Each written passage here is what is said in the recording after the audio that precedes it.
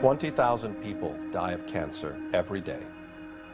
This translates to 8 million deaths every year, 500,000 of which are Americans. At the beginning of the last century, 1 person out of 20 would get cancer. In the 1940s, it was 1 out of every 16 people. In the 1970s, 1 person out of 10. Today, 1 person out of 3 gets cancer in the course of their life. Over 1 million Americans are diagnosed with a new cancer every year. All these people suddenly plunge into a dark tunnel that will dramatically change their life for many years to come. Faced with an apparently endless chain of medical tests, examinations, second opinions, medications, new tests, surgical operations, support therapies, and follow-up checks, they find themselves at the complete mercy of the disease. While in that tunnel, each patient feeds an immense medical apparatus that employs hundreds of thousands of people and generates millions and millions of dollars for the medical and pharmaceutical industries. From research laboratories to medical schools, from prevention clinics to worldwide drug sales. Today, the cancer medical apparatus is so large and expensive that it needs its patients in order to survive, just as much as the patients need the apparatus. Cancer is a big business, one of the biggest businesses. The typical cancer patient spends at least $50,000 to treat his or her disease. With 1 million new American cancer patients every year, that translates to $50 billion annually spent on cancer treatment in the United States. But to modern oncology, cancer still remains a mystery. What a century ago were just wooden contraptions, able to lift only a few feet off the ground, today have become sophisticated jets, capable of reaching incredible heights at 3 times the speed of sound. What a century ago was the creaking sound of the telegraph over some rustling wires, today has become a global network of fiber optics, where millions of people exchange information in all possible directions. What a century ago was still a relatively unknown planet, today has been lit by day and night, and it has been explored to the extent that we can visit it in every longitude and latitude from the comfort of our home. The only thing that has not changed in the last 100 years is the apparent incapacity of medical science to understand and conquer a disease like cancer. Why? The official theory maintains that cancer is a problem that originates in the human cell. Cancer is a group of over 100 diseases characterized by abnormal, uncontrolled cell growth. Cancer is a sometimes fatal disease caused by the abnormal growth and division of cells. While normal cells have well-defined walls and nuclei, the uncontrolled growth in cancer cells causes the creation of abnormal, unstructured masses of tissue, known as neoplasms or tumors. Most cancer-related deaths are due to metastasis, malignant cells that penetrate into the circulatory system and establish colonies in other parts of the body. How and where the migrating cells stop is different for different cancer types. Once the tumor cells are no longer moving, they can begin the process of forming a new tumor by leaving the blood vessel and beginning to reproduce in the new location. If the new environment is suitable, the newly arrived cell will begin to grow and a new tumor will develop. This official theory, also called molecular theory, is basically the same that was formulated more than 50 years ago. Cancer begins as a departure from normal cell growth that is harmful and unceasing. If the abnormal cells grow slowly in a limited area, they are called benign tumors. If the cells are spread to other parts of the body, they constitute a malignant tumor, one that is cancerous. Cells of malignant growths break off and travel through the bloodstream to other parts of the body. There, they may start new cancerous growths. In the last 50 years, the search for the cause of cancer within the human cell has been pushed beyond the limits of anyone's imagination. Today, the most advanced laboratories are working directly on the human genome in order to identify the genes that seem to be responsible, according to some scientists, for the different kinds of cancer. This opens the door to a dreamlike scenario for the pharmaceutical industry. A world where each patient would need its own personal cure, tailored to its own personal needs. 1 million new patients every year, 1 million new cures for each and every one of them. What we want to do is we want to match the disease with the cure or palliative treatment, whatever it is, by using the genomic tools. And that's really what the whole cancer world is now going to be about for a very long time. The question of whether we're going to break the cure barrier is not the question about if, it's a question about when.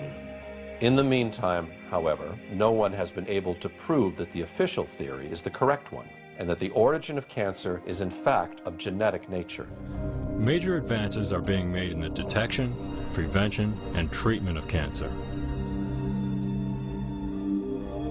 But the mechanisms that trigger malignant cell growth are still not completely understood. In the meantime, statistics seem only to get worse. We've lost the war on cancer. Since the 1950s, the outlook for most cancer patients has remained the same, a 1 in 3 chance of living for 5 years after diagnosis using conventional therapy, surgery, radiation, chemotherapy, drugs. The fact is that today, 2 out of 3 American cancer patients will be dead before 5 years. Despite such dismal results, official oncology continues to impose on patients the only 3 therapies that have ever been authorized in the last 100 years: surgery, chemotherapy, and radiotherapy. And 2 of the 3 are actually carcinogenic. Surgery is the oldest technique and the most successful of the 3.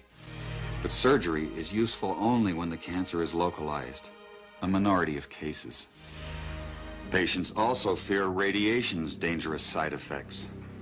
One of these is that radiation can actually cause cancer. The use of radiation remains controversial even in medical circles. As much as we could work with her, say on a math problem, she was not comprehending it. It would take a long time to get like a worksheet done. Parts of Elizabeth's brain weren't there anymore because of the radiation that it had killed that part of the brain. So the part of the brain that was responsible for memory was gone. Chemotherapy is designed to kill cancer cells throughout the body. It is highly toxic, however, and it also kills healthy cells. Today, chemotherapy is often given in combination with surgery and radiation. Your typical chemotherapy agent will certainly cause tiredness. There is a risk of sickness, but there are very good anti-sickness drugs these days that can control that. Chemotherapy frequently causes taste change. It can cause a sore mouth. The first side effect that many people ask about, however, is hair loss. In fact, many chemotherapy drugs are carcinogenic.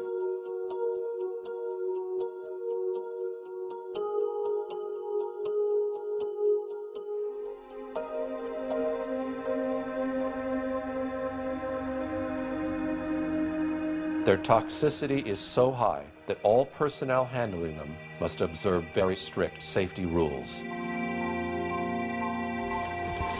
Their disposal calls for total destruction and incineration of anything that comes in contact with them.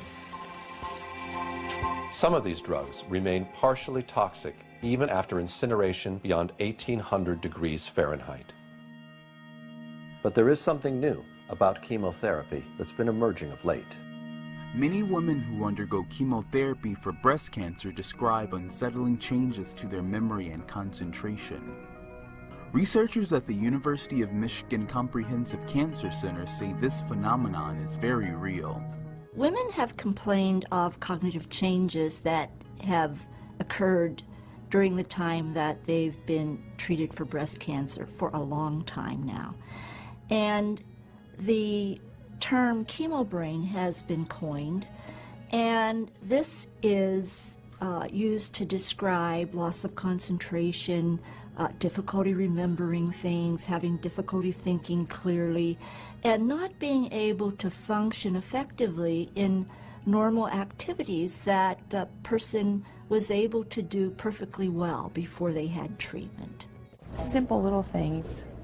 I'd have to wait to think of something, and it would be frustrating. X is red, C is green. Researchers say the chemotherapy creates memory problems that can last for years. Children are also beginning to report long-term effects of chemotherapy drugs. Things like my homework, like, let's say, like math homework. When it's real noisy, I can't focus. And it just makes me feel like my mind's being erased. But is there any benefit in chemotherapy? John Cairns of Harvard University published a study in Scientific American.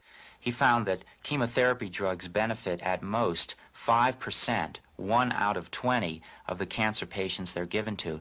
If conventional therapy has such limited results, why isn't the medical profession willing to investigate alternative approaches? The answer to this question may be found in some historic events that took place almost a century ago, when official medicine finally managed to gain the upper hand on the so-called empirical doctors, who cured patients with herbs and natural remedies. In the 1800s, society sanctioned both approaches to healing. Patients had a choice of using either doctors, called allopaths, or natural healers, called empirics or homeopaths. The two groups waged a bitter philosophical debate. The allopathic doctors called their approach heroic medicine. They believed the physician must aggressively drive disease from the body. They based their practice on what they considered scientific theory. The allopaths used 3 main techniques. They bled the body to drain out the bad humors. They gave huge doses of toxic minerals like mercury and lead to displace the original disease. They also used surgery, but it was a brutal procedure before anesthesia and infection control. Few patients were willing to have surgery. Most patients feared allopathic methods altogether. Satirists of the day remarked that with allopathic treatment, the patient died of the cure. Competing with the doctors were the empiric healers. Contrary to the doctors, they believed in stimulating the body's own defenses to heal itself. Instead of poisonous minerals, they used vegetable products and non-toxic substances in small quantities. They especially favored herbs learned from Native American and old European traditions. The empirics said they based their remedies not on theory, but on observation and experience. Satirists of the day added that with empiric treatment, the patient died of the disease, not the cure. And the balance of medical power remained equal until the turn of the century. Then, new medical treatments emerged that were potentially very profitable. The AMA joined with strong financial forces to transform medicine into an industry. The fortunes of Carnegie, Morgan, and Rockefeller financed surgery, radiation, and synthetic drugs. They were to become the economic foundations of the new medical economy. The takeover of the medical industry was accomplished by the takeover of the medical schools. Well, the people that we're talking about, Rockefeller and Carnegie in particular, came to the picture and said, we will put up money. They offered tremendous amounts of money to the schools that would agree to cooperate with them. The donors said to the schools, we're giving you all this money. Now, would it be too much to ask if we could put some of our people on your board of directors to see that our money is being spent wisely? Almost overnight, all of the major universities received large grants from these sources and also accepted 1, 2, or 3 of these people that I mentioned on their board of directors, and the schools literally were taken over by the financial interests that put up the money. Now, what happened as a result of that is that the schools did receive an infusion of money. They were able to build new buildings. They were able to add expensive equipment to their laboratories. They were able to hire top-notch teachers. But at the same time as doing that, they skewed the whole thing in the direction of pharmaceutical drugs. That was the efficiency in philanthropy. The doctors from that point forward in history would be taught pharmaceutical drugs. All of the great teaching institutions in America were captured by the pharmaceutical interests in this fashion. And it's amazing how little money it really took to do it. Surgery became viable with anesthesia and infection control, and doctors advocated expensive radical operations. These in turn produced the need for a large, lucrative hospital system. Radium fever swept medicine. The price of radium rose 1,000% almost overnight. Another costly technological industry entered the hospital system. A drug industry grew out of the booming patent medicine business. The doctors changed educational standards and licensing regulations to exclude the empirics. Soon, only AMA-approved doctors could legally practice medicine. In a brief 20 years, the AMA came to dominate medical practice. Organized Medicine launched a media campaign to associate the empirics with quacks. The code word for competition was quackery. So now the average doctor goes through school, he gets a great education, he has to be really smart to get through it, he learns all about drugs, he doesn't know too much about basic nutrition. I found that the average wife of these physicians knows more about nutrition than he does, but they sure know their drugs. And if you go to your typical doctor today, I don't care what it is, chances are you're going to walk out of there with a prescription. Why? Because that's what he has been trained to do.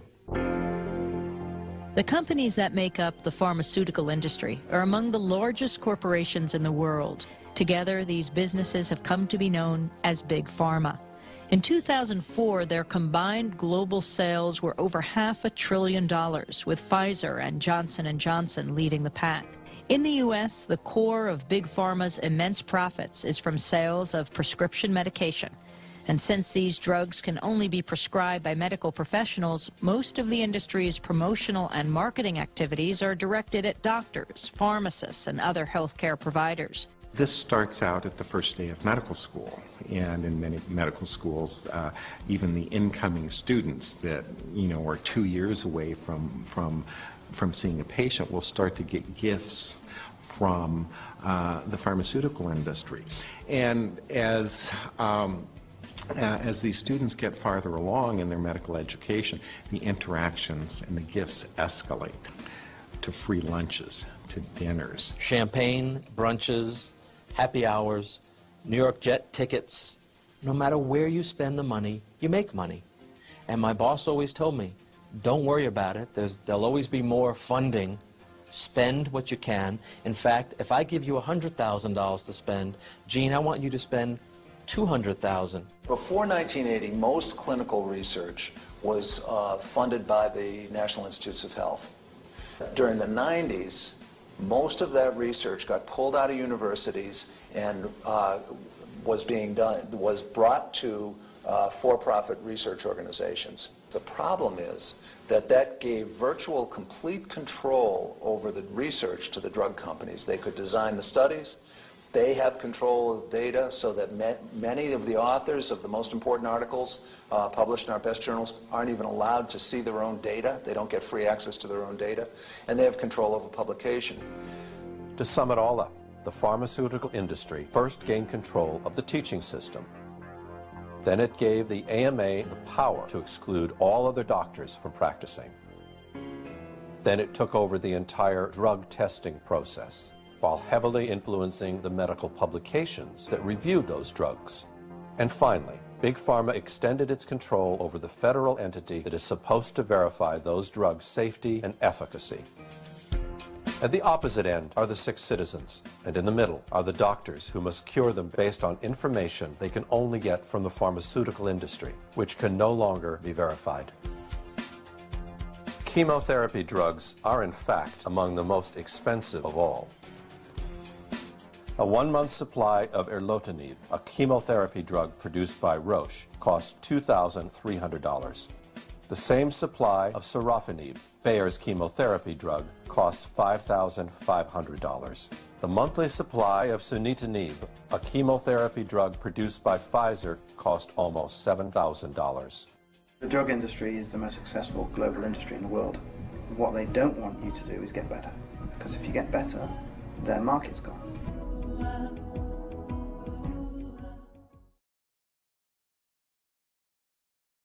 Fear. Its darkness causes humanity to make awful choices.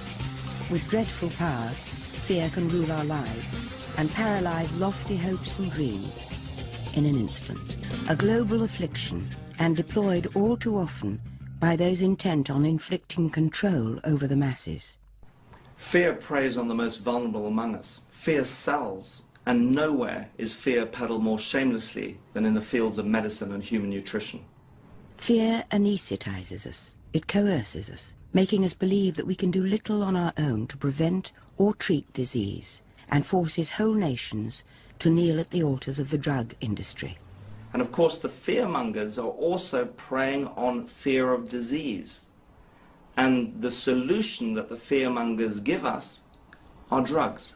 As if by design, health choices are limited, information is scarce, lives are ruined, and the truth be damned. The fear machine is well oiled by petrochemical dollars and a near worldwide monopoly in healthcare. It works overtime to prevent the truth about dietary supplements from getting out to the public. Anything that comes from nature cannot be patented. They're not interested in that.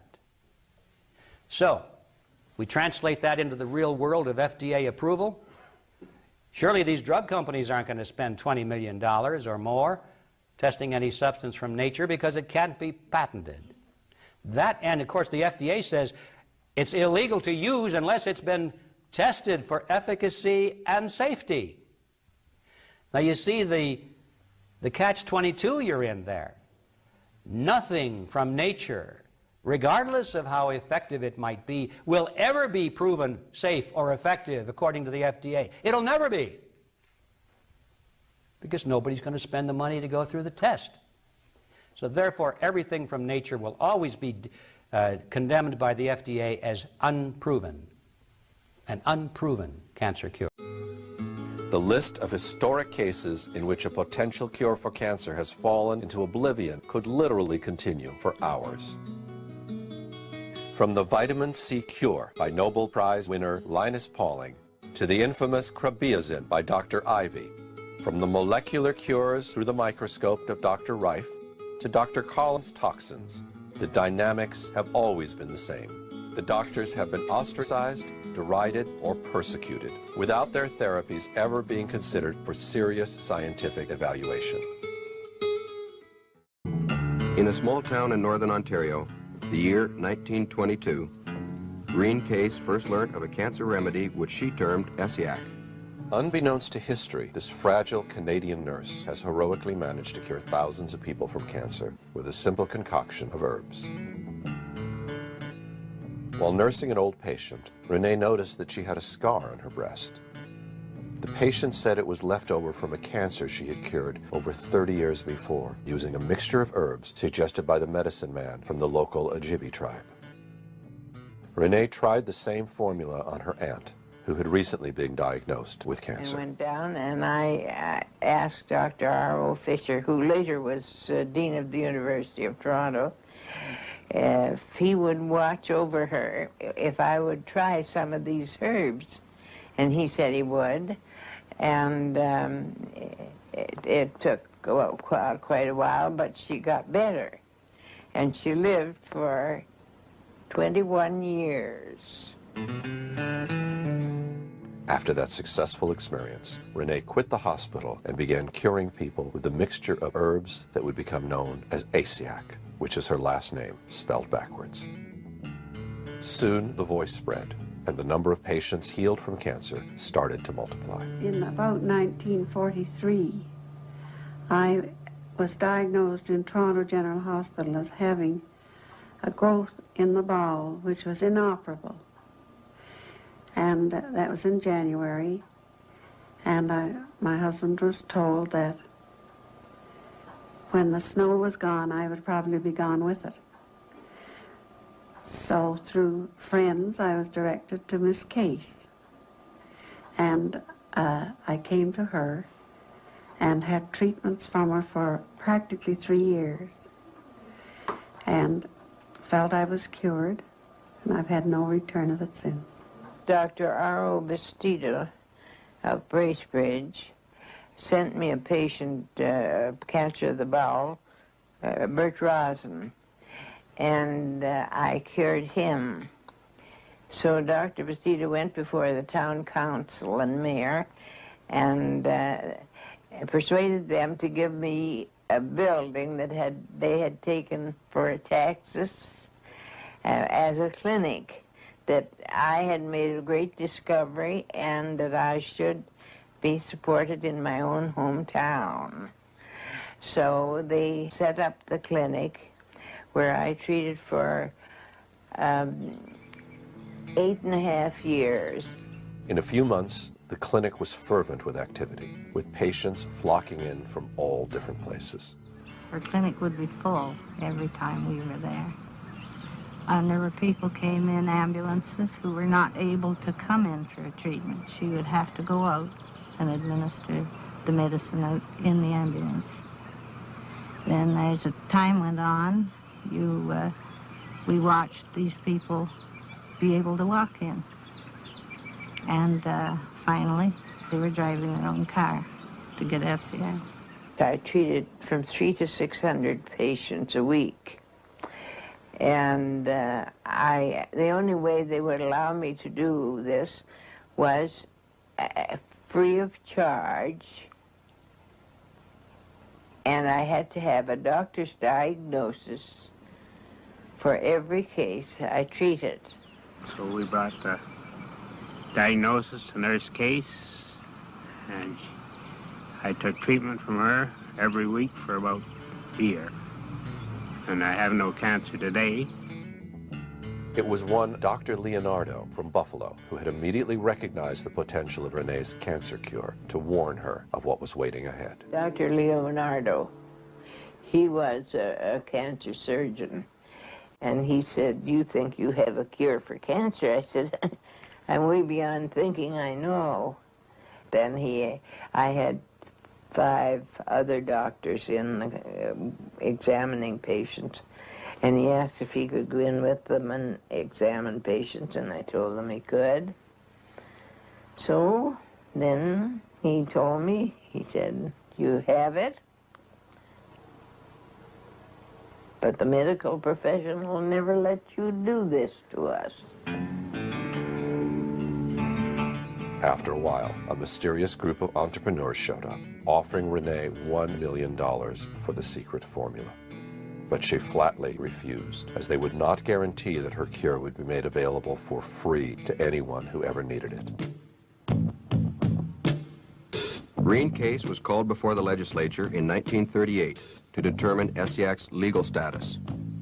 I was trying to legalize my treatment, and the patients went out and got this petition signed, 55,000 names on it. And I went before the legislature, and I lost out by 3 votes. Public outcry forced the establishment of a cancer commission to investigate herbal remedies. The greatest majority of Reen's evidence was rejected. You see, they said the doctors all made mistaken diagnosis, that that's why the patients thought they were cured. I kept on my clinic as long as I could until they stopped the doctors from giving a diagnosis, and then I had to stop. And it's a sad thing when somebody comes and they have somebody that is ill with cancer and the medical profession can do nothing for them, and they beg of me to treat them. It's a very, very sad thing to turn them away.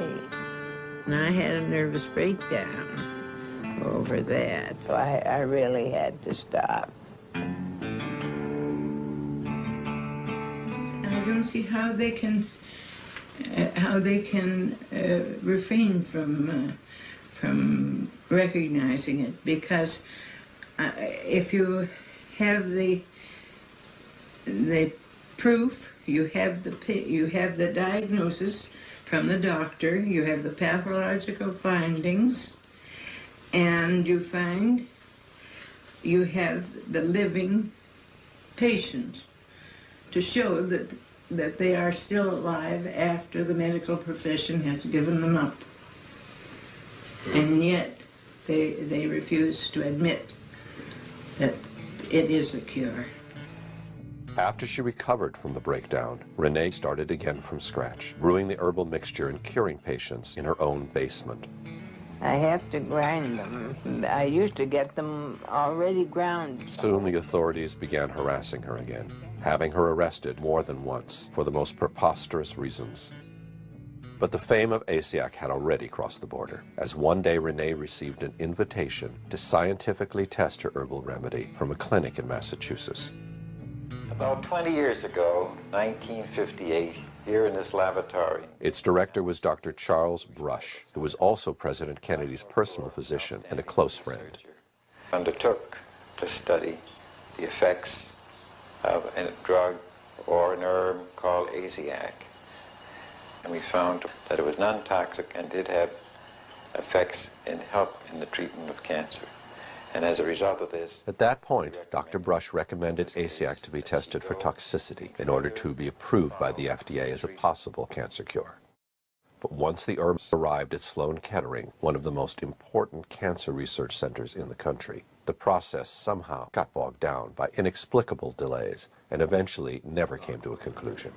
The results that I reported to Green case were studies in sarcoma 180 in the mice, in which we were looking not only for possible primary inhibition of the tumor, which did not occur, but also for regressions. And there was a very small percentage in a small group of regressions, but we never had the opportunity to confirm this and to see whether we could obtain better results. Nevertheless, Asiac was not approved by the FDA, exactly as predicted by Dr. Leonardo 30 years before. Further attempts to legalize the cure were made by different groups of patients who went as far as suing the medical authorities for denying them a possible cure for cancer. Permit them to have Asiac. They're asking to be given the right to use Asiac since orthodox medicine no longer has any answers for them. You can't burn a cancer out of a body with radiation. You can't poison it out of the body without poisoning the body as well. And I feel that nature holds the answer, the only answer for cancer patients. And as such, we should have it. Our constitutional rights at the moment are being denied to us. And it shouldn't even come down to a court hearing. It should be a matter of fact that we have what we want for our body.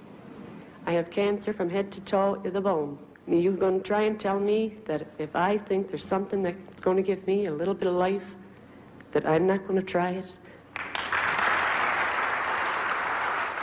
But the response from the medical authorities has always been the same, even at the cost of looking foolish for the ridiculous excuses they often had to concoct to resist its approval. If we release Laetrile and Asiac and Crobizin and so on, I can give you a very long list. You'll have a very wide choice. Then when there is something effective, how will you know which to choose from? In fact, someone thought better to prevent Asiac from being used in the future by doctors who may eventually respond to a higher calling of their conscience. As it's well known in the state of California, the state legislature actually made it a felony for a doctor to use any than the accepted methods of treatment for cancer, and they named them in the legislation: surgery, chemotherapy, radiation, and cobalt. And when doctors are hemmed in like this and their very livelihood is threatened, they're not going to be anxious to step out of line. Exhausted and frustrated by the endless fight, Renee simply returned home and went on treating patients on a personal basis until the day she died in 1978. 1 year before that, many of her cured patients convened on her 90th birthday to thank her for what she had done for them. Ex-patients and supporters arrived in Bracebridge, Ontario. They came to help Reen celebrate her 90th birthday. They have experienced the benefits of Asiac. Many of the people here feel they owe their life to Reen.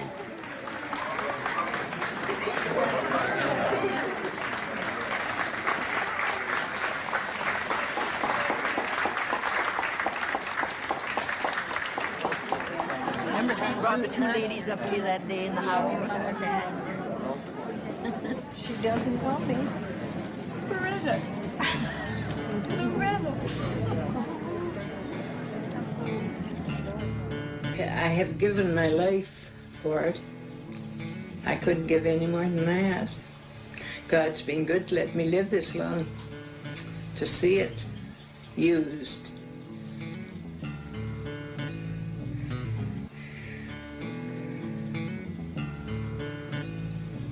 And used by people.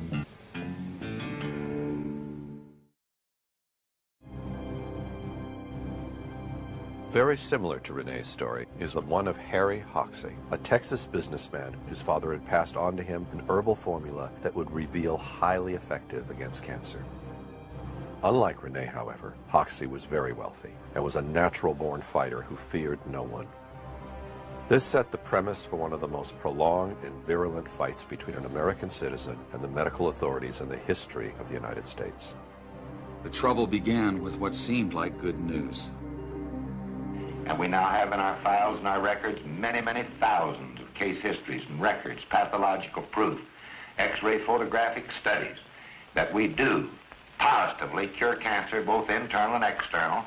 I give you names, times, dates, names of doctors, names of institutions. The doctors labeled Hoxsey the worst cancer quack of the century. But Hoxsey's supporters called him an effective healer, persecuted by a medical trust. But up to now, they have never proven that this treatment don't cure cancer. The ex-coal miner with an 8th grade education became a legend in his own time.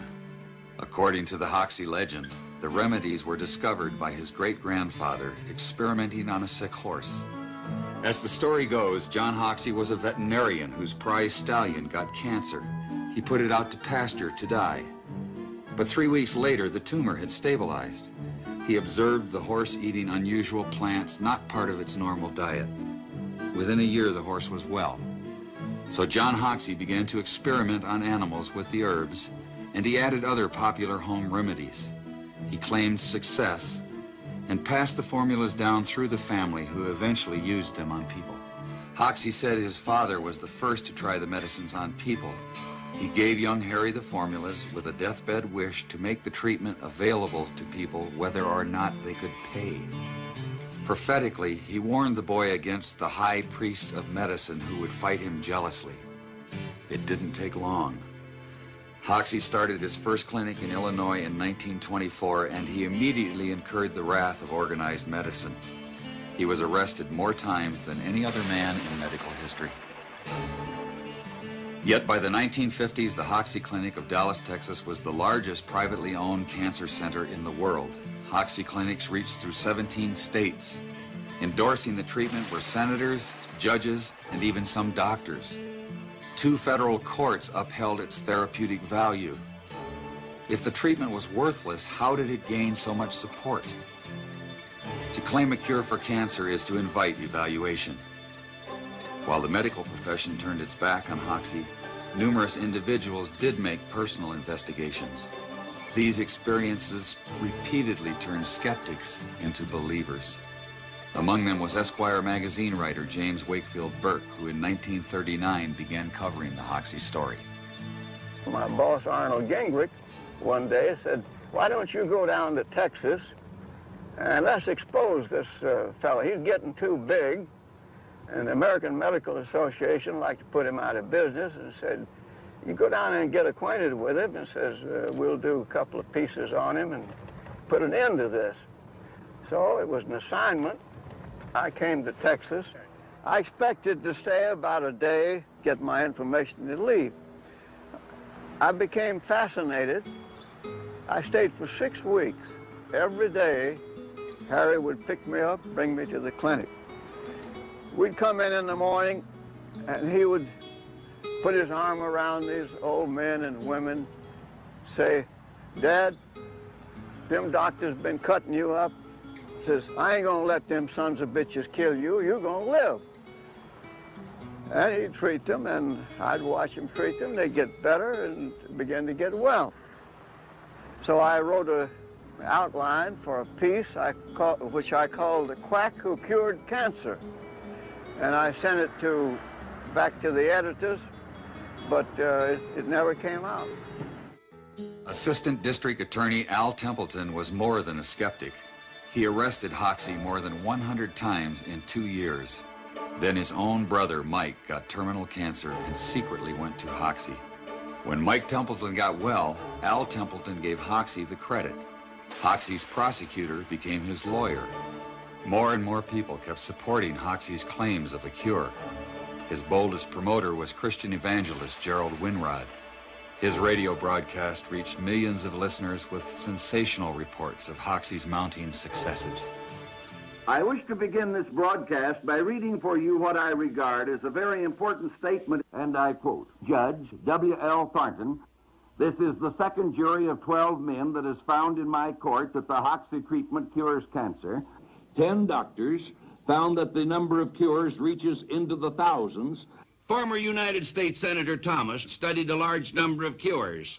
I had made my own investigation, had satisfied myself that cancer was really being cured by the Hoxsey method. This humble reporter can only say, God bless these quacks, the only quacks who are curing cancer today. But a new cancer treatment needs more than personal investigations to gain acceptance. It needs a formal scientific review. And when I say to you, all I want is to have them come here. The American Medical Association, the Pure Food and Drug, the federal government, anybody, come here and make an investigation. And if I don't prove to them beyond any question of a doubt that our treatment is superior to radium X-ray and surgery, then I will lock the doors of this institution forever. But the medical profession did not respond to his call. The doctors claim that they already knew from their medical education that his remedies were had no efficaciousness at all, was no cure. They were just sought in their ways and adamant in their beliefs. According to Hoxsey, there was a more sinister reason the medical profession wouldn't investigate. Hoxsey said the AMA doctors invited him to demonstrate the treatment. Among them was Dr. Morris Fishbein, editor of the influential AMA Journal. According to Hoxsey, the day after his successful demonstration, a high AMA official asked to buy the rights to the formulas. The alleged offer would have given all rights to a group of doctors, including Dr. Fishbein. Just like Rene, Hoxsey turned down the offer because he could not get the guarantee that the formula would have been made available for free to anyone who ever needed it. But one thing was certain. Hoxsey had made a very powerful enemy. By crossing swords with Dr. Fishbein, he alienated the most influential figure in medicine. Dr. Fishbein held a unique position. As journal editor, he controlled the main income-producing organ of the AMA and thus the organization. He also published the accepted standards of medical practice. After the Chicago incident, Dr. Fishbein blackballed Hoxsey by branding him a quack in the journal. It commented that Hoxsey's most enthusiastic supporter was the local undertaker. The AMA attack was relentless. Dr. Fishbein and Hoxsey would battle each other for 25 years to come in a drama of national dimensions. But rather than settling the dispute through scientific means, they played it out in the media. At the association's headquarters in Chicago, vigilant against quackery is Dr. Morris Fishbein. There is no serum, drug, or combination of drugs that we know that will definitely cure cancer. When Hoxsey approached the National Cancer Institute for an investigation, the agency refused. The NCI said his medical records were incomplete. Hoxsey said doctors refused to supply necessary records because of Dr. Fishbein's influence. The government concluded it would be a waste of public funds to investigate. Having struck oil in Texas, Hoxsey offered to pay for a test himself. His challenges were putting Dr. Fishbein under public pressure, and the doctor fought back hard in the public arena. But when he wrote blood money for the Hearst Sunday papers, he went too far. Hoxsey sued Dr. Fishbein and the Hearst newspaper empire for libel and slander. He didn't seem to stand a chance. The nation's most notorious quack faced a who's who of American medicine. Surprisingly, Harry Hoxsey became the first man ever to win a judgment against Dr. Fishbein and the AMA. Dr. Fishbein had to resign from his post at the AMA. But the Hoxsey-Fishbein trials held an even more shocking revelation. Dr. Fishbein admitted in court that Hoxsey's supposedly brutal pastes actually did cure external cancers. The most dangerous external cancer is melanoma. It can spread rapidly through the body. Doctors advise extremely radical surgery. Even so, melanoma is often fatal. We have more positive proven cases of melanoma in our records and our files and the patients to talk to that have been cured in this institution than any institution in the world, and that's a broad statement, but we have the facts to back it up. Hoxsey went as far as producing his own movie to make his voice heard from the medical profession. It would be an innovation to men of the medical profession if, instead of devoting so much time and money to court trials, sniping tactics, and smear campaigns, they would come to the clinic, do some investigating, check into our methods, speak to some of our patients. Then they would understand why our treatment has been as effective and, in most cases, far more successful than anything they've had to offer as a solution to the cancer problems. But instead of accepting the invitation, the medical establishment escalated the war. Mildred Nelson has directed Hoxsey's clinics from the beginning. But he was never investigated except in a criminal type of a way to see what he might be doing wrong. The Food and Drug have always been famous for harassing the Hoxsey patients. Go to people's houses, take their medicine when it was delivered to them, talk to them, tell them they were doing wrong. But when the government couldn't stop Hoxsey in court, the FDA decided to take unprecedented action. Sufferers from cancer, their families, physicians, and all concerned with the care of cancer patients are hereby advised and warned that the so-called Hoxsey treatment for internal cancer has been found on the basis of evidence presented by the FDA to be a worthless treatment.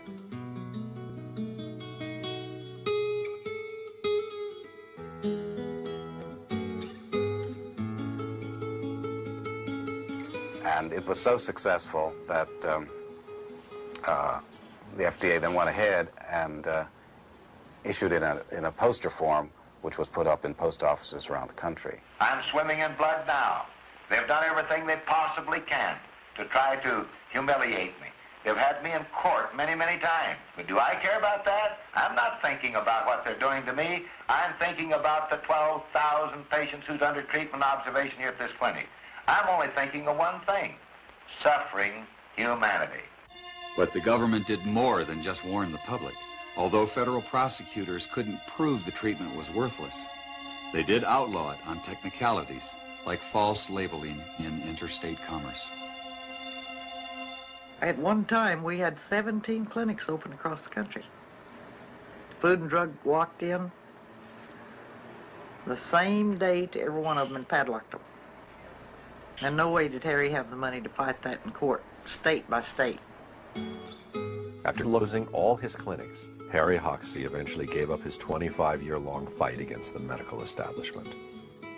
He built a new clinic in Mexico, put Mildred Nelson in charge, and went back to Texas, where he died in 1974. The Mexican clinic has been treating thousands of patients over the years and is still active today under different doctors after Mildred Nelson passed away.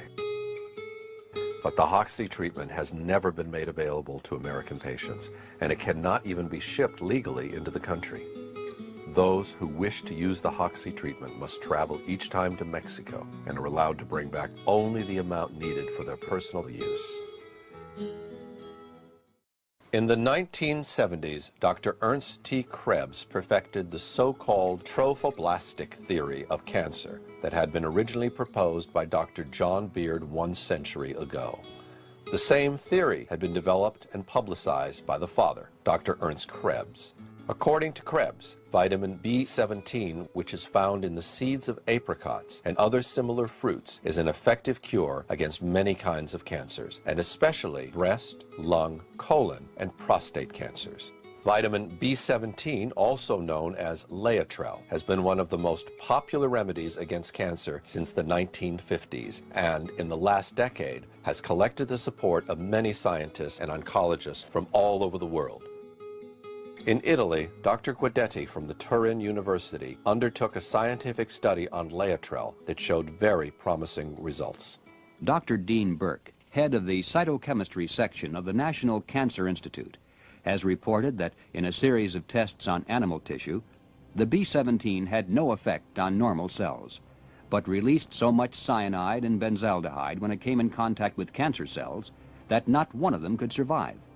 He said, "When we add Laetrile to a cancer culture under the microscope, we can see the cancer cells dying off like flies." Also, Sloan Kettering, the New York-based Cancer Research Institute, seems to have known about the therapeutic qualities of Laetrile for a long time. This was confirmed by one of the foremost cancer researchers of the time, Dr. Kanematsu Sugiura, in a magazine interview published in 1977. As the news began to spread, Sloan Kettering pressured Sugiura to refute his statements, but he refused to do so, forcing Sloan Kettering to officially deny the anti-cancer qualities of Laetrile. Sloan Kettering was later accused of falsifying the research on which they based their negative statement on Laetrile. This was not the only case in the major war waged by the medical industry in the 1970s against Laetrile. Dr. John Richardson, MD, who's now deceased, had a cancer clinic, a very thriving cancer clinic up in the San Francisco area in the 70s when he met Dr. Ernst T. Krebs Jr., had many conferences with him, became familiar with the theory, the science behind it, and began to cautiously use it in his practice. He was losing most of his patients that he was treating with cancer. He went from that to a high success rate almost overnight by using this substance. And so he became very enthusiastic about it. The word got around. His patients were very happy, of course, and they told their friends. It wasn't very long before people were coming from all over the United States, and in some cases even from Europe, to be treated at the Richardson Clinic. Then he got into trouble with the medical authorities. The hospital administration contacted him and said, "You have to stop using this material because it is not approved by the FDA."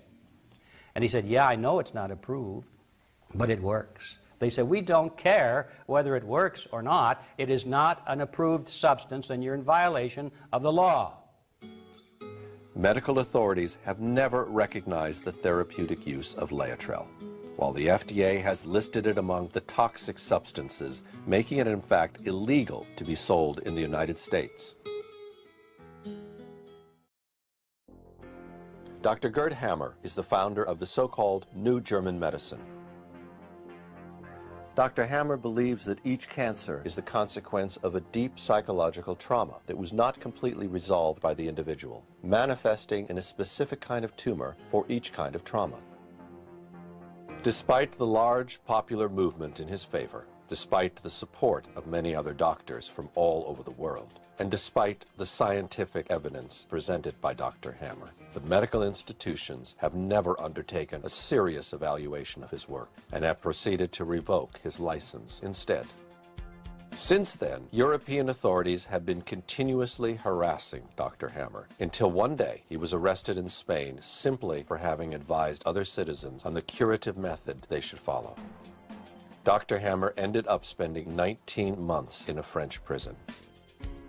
Today, Dr. Hammer is a free citizen again, but he cannot practice medicine, nor can he promote in any way his theory, which appears to have the potential of helping thousands of people all over the world.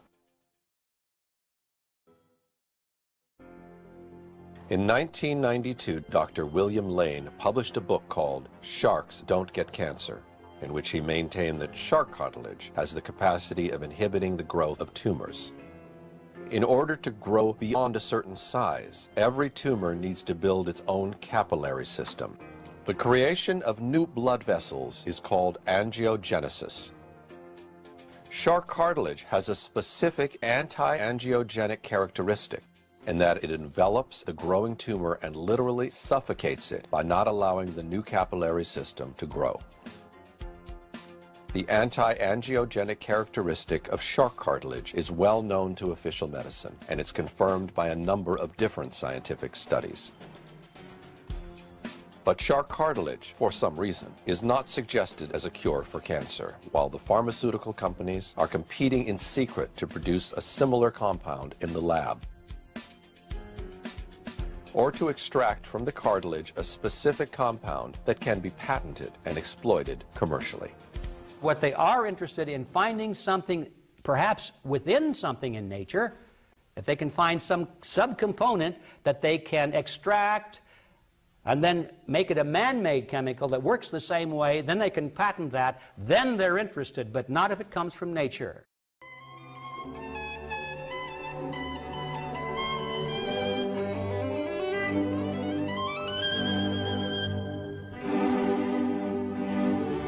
All the diets, the health food principles, and the nutritional concepts that we share today have a single father, Maximilian Gerson. Dr. Gerson was the first to ever suggest that good health depends primarily on a healthy nutrition. Born in Germany in 1881, Max Gerson was inspired by the figure of Ignaz Semmelweis, the Hungarian doctor who discovered that in order to avoid infections in pregnant women, physicians simply needed to wash their hands in a chlorine solution. Prior to receiving his doctorate as a medical student, Max Gerson suffered from severe and repeated migraine headaches, leaving him essentially unable to function for days. After 2 years of experimenting, Dr. Gerson was able to eliminate his migraines completely by eating only certain raw fruits and vegetables. By 1918, word was spreading about the Gerson migraine diet. But on one occasion, a patient returned with an observation. Not only had the migraine been relieved, but his skin tuberculosis also disappeared. The astounding news spread like wildfire. In April 1924, famous lung specialist Dr. Ferdinand Sauerbruch offered to do a clinical trial with 450 incurable skin tuberculosis patients. At the commencement of the study, Sauerbruch said to Gerson privately that if even one patient showed improvement, he would believe every word of Gerson's treatment. 446 out of 450 patients recovered, over 99%. Dr. Gerson and his wife Gretchen had 3 daughters, Joanna, Gertrude, and the youngest, Charlotte. Of all the children, Charlotte took a special interest in her father's work. By the late 1920s, Dr. Gerson's fame had spread throughout Europe, especially after he cured Dr. Albert Schweitzer's wife, Helena, of pulmonary tuberculosis and Schweitzer's daughter's skin disease. When Dr. Schweitzer was 75 years old, he came to Dr. Gerson with diabetes and was also cured. The Gerson therapy aims to achieve a complete detoxification of the body through a series of intestinal washes based on organic coffee and a strict diet of raw vegetables and fruits grown in an optimal terrain. Meat is absolutely to be avoided, as explained by Charlotte, Dr. Gerson's 82-year-old daughter. Because meat in the body, in the digestive process, causes acidity, phosphoric acid. And in this kind of acidity, the body isn't able to function. The body has to maintain homeostasis. It has to maintain a very exact level of alkalinity versus acidity. Once detoxified, the human body confirms being a wonderful machine, capable of healing itself from any given disease. Between 1933 and World War II, Gerson and his family fled Nazi persecution, eventually settling in New York. Dr. Gerson's 7 siblings died in the Holocaust. Throughout the 40s, Dr. Gerson's success at his New York clinic stunned the medical community, but also evoked the dark forces within it. Dr. Gerson was curing patients with cancer, and as a consequence, he testified before the United States Senate on July the 1st, 2nd, and 3rd in 1946, along with 5 of his recovered cancer patients and the medical records of 5 more. So stunning was this testimony that on the evening of July the 3rd, 1946, renowned ABC News correspondent Raymond Graham Swing declared on his radio broadcast to the entire United States that for the first time in history there had been discovered a cure for cancer. The public response was overwhelming, staggering, lighting up the switchboards at ABC non-stop, out of control, unbelievable. But what happened next was even more so. 2 weeks later, Raymond Gramswing was fired from his position at ABC that he had held for over 30 years, and the Pepper-Neely Anti-Cancer Bill of 1946, document number 8947, now gathers dust in the archives of the United States Printing Office. Behind it all, it wasn't hard to see the hand of Morris Fishbein and the AMA. Fishbein had already been in a long struggle with Gerson, since the German doctor was the first to ever denounce the dangers of smoking, at a time when the largest advertising contributor for the AMA was in fact Philip Morris. In a repeated national survey, doctors in all branches of medicine, doctors in all parts of the country were asked, "What cigarette do you smoke, doctor?" Once again, the brand named most was Camel. Yes, according to this repeated nationwide survey, more doctors smoke Camels than any other cigarette. Max Gerson was ostracized from the entire medical community, who labeled him a quack, continuously attacked him and harassed him. I was investigated 5 times. What do you mean by being investigated, sir? From the AMA. They investigated you? Yes, 5 times. Every time they come, I show them, here the patient you sent home to die, cured. Other patient, you sent home to die, cured. Next patient, you sent home to die, cured. What are you going to do? You don't look like the type of man that's going to give up at this point. No. How could I give up, sir, when I see these wonderful results? That's impossible. First, I write the cancer book. And in that cancer book, I will bring in as many cases as possible sent home to die. So that every physician here in the country can read it. And I will have it translated in many languages. It took Gerson 10 years to write the book, which presented 50 fully documented terminal cases he had cured with his therapy.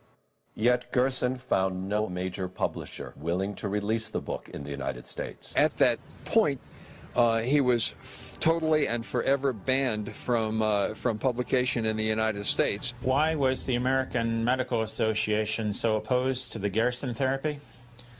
I think all the medical associations were opposed to the Gerson therapy. Here comes a new approach, a nutritional approach, an effective approach.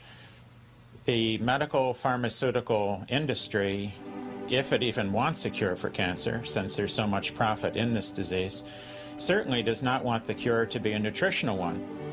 Dr. Gerson spent the rest of his life secluded in his New York apartment, where he kept curing patients with the same therapy that in the meantime was being forbidden all over the United States. This is where Dr. Gerson was up until the day of his death, where he had a clinic, where he saw patients, where patients recovered from cancer, where he documented so many recoveries, yet those recoveries are not available to the public. Those published articles have been published in Europe, but have not been allowed to be published in American journals. Why? The reason for that is the fact that it's not a patented medicine, and it's not an expensive medicine. I mean, this is the crux of the matter. This is a natural therapy that allows people to take control of their own health and not require drug intervention. If the Gerson therapy were permitted inside the United States, and I believe that it should be, we would see a dramatic decrease in deaths from cancer. I would estimate the fatality rate would go down by at least 50%, very possibly more so. Exactly like Mildred Nelson, Charlotte Gerson had to go all the way to Mexico to open a clinic to cure people after her father's death. Over the years, the Gerson Clinic has seen a continuous flow of patients from all over the world. The medical records from over 1,500 patients are available to anybody who wishes to examine them. Further, any physician is heartily invited to come to the Mexican hospital and visit and see a patient there, or visit with the patients, and with their permission, then they would have access to their medical records. But the medical establishment kept ignoring the call, while officially continuing to deny the validity of the Gerson therapy. Dr. Dean Adele, whose popular radio and television programs... A fixture in American television, Dr. Adele has been representing the voice of official medicine on national television for many years. I don't think the Gerson therapy has ever cured a terminally ill patient. People get very confused by this. If you think of basically what's in Gerson therapy, you really wouldn't expect it to cure cancer. But people, sometimes cancer cures itself. There is a rate of cancer that goes away by itself. Some people didn't really have cancer. It was a misdiagnosis. In 1986, I was diagnosed with pancreas cancer, which has spread to my liver, gallbladder, and spleen. The doctors told me I had 3 months to live, to go home, get my finances in order, and prepare to die. My husband just wouldn't accept it. I was only 46 at the time, far too young, so we came home, did therapy for 2 years. After 3 months, my doctors here wondered why I was still living. They asked me if I would have a CAT scan, which I did. The masses of cancer had gone. They said, I don't know what you're doing. We don't want to know what you're doing. Just keep doing it. The doctors at that time had said I would never live to see my second grandchild, which he is now 19 years old. So we proved them wrong. After the therapy, we went back to Utah to a specialist on blood, and she said my blood was so clean and clear that she couldn't tell I'd ever had cancer, and she said I was the first patient that ever happened to. Yes, and after I had gone back to the oncologist after I had done the Gerson therapy for a couple months, at that time when they had found that I was cured of cancer from the CT scan that they had done on my abdomen, he couldn't believe it. He thought it was a miracle. For the 10 years following being on the Gerson therapy, which took 1.5 years, I started going back to the Mayo Clinic and seeing Dr. Scott, who was an oncologist there, just for checkups to be sure I was clear. And he said everything was like an 18-year-old again. My blood profile was perfect, and he couldn't believe how I looked and how much energy I had, and he asked me what I'd done, and I went over the Gerson therapy with him. Dr. Scott said, that's great, but he said that we can't sell that. Dr. Wallace Sampson is the editor of the Scientific Review on Alternative Medicine and Aberrant Medical Practices, which claims to present an objective viewpoint. Has Gerson therapy ever cured a cancer patient? Oh, of course not. They won't even release their records. So, what would it take for you to be convinced that this therapy is has credibility? Well, first of all, they have to show some reason why it should work. We know how cancers behave, and we know the kinds of things that cause cancer. So they have to come up with some kind of a believable theory of why their diet should work. But second of all, they'd have to convince us that everything we know about it in the past 50 years is wrong, and they're right. Now, how are they going to come up with material like that? That's impossible. They don't have it. Dr. Gerson documented so many recoveries, yet those recoveries are not available to the public. Those published articles have been published in Europe, but have not been allowed to be published in American journals.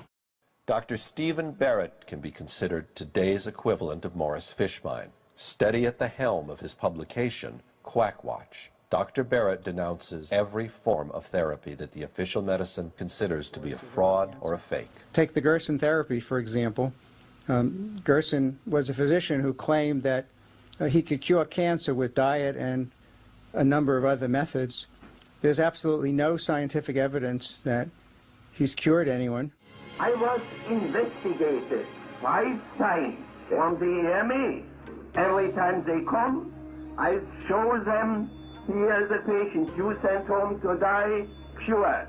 Other patient, you sent home to die, cured. Next patient, you sent home to die cured. The Gerson therapy was known some 75 years ago. If doctors know there's a cure and send patients home to die, that is an atrocity worse than the Holocaust.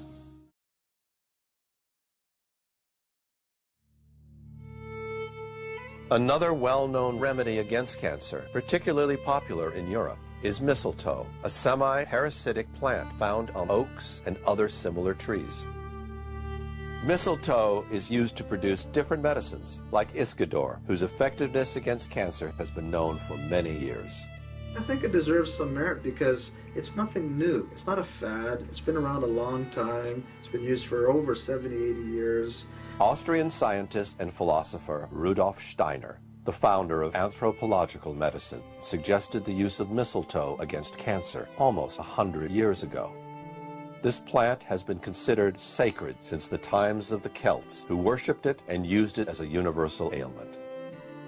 In a cancer patient, mistletoe causes an immediate increase in the macrophages, which is normally followed by a regression of the disease. We do know that it has immune stimulatory properties, like if you measure cytokines, you can see them actually go up with using mistletoe.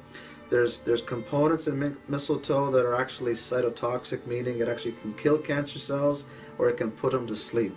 In Steiner clinics, Iscador is used as part of a larger program against cancer that includes all the emotional, psychological, and spiritual aspects of the individual. In the United States, mistletoe is almost unknown, but the task of denying its curative qualities has been taken up, in this case, by the British sanitary system, which resorted to the well-known excuse of absence of evidence. The PCT has reviewed the evidence relating to mistletoe in the management of breast cancer, and we have found, and I'm one of the people that's looked at the evidence, we've found that there's no convincing supporting evidence. Recently, American author and actress Suzanne Summers announced that she defeated cancer using mistletoe. You mentioned cancer. Back in 2001, you, on this program, announced that you had been battling cancer. Most people would just go to the doctor and get chemo. You went a different route. How are you now? Well, I just had my killer cells tested, naturally. That's your immune system. And, I've been injecting that Iscador now for 8 years. So I haven't had a cold, I haven't had anything. You don't have cancer? I don't have cancer anymore.